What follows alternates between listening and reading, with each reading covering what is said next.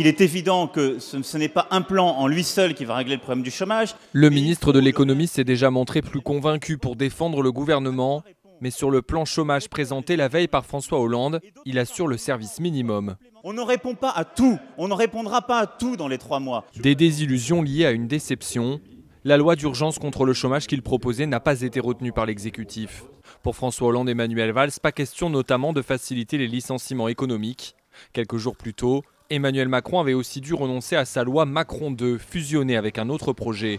Celui qui était souvent présenté comme le ministre favori de l'Élysée apparaît plus marginalisé. Certains le disent même prêt à mettre sa présence au gouvernement dans la balance. Emmanuel Macron, à sa manière, adresse un message à François Hollande, à Manuel Valls. Vous n'êtes pas assez audacieux. Et en matière de lutte contre le chômage en particulier, vous n'allez pas assez loin. Des désaccords de fond et des rumeurs de tension avec Matignon. Sur BFM TV début janvier, Manuel Valls ironisait sur le statut de modernisateur de son ministre.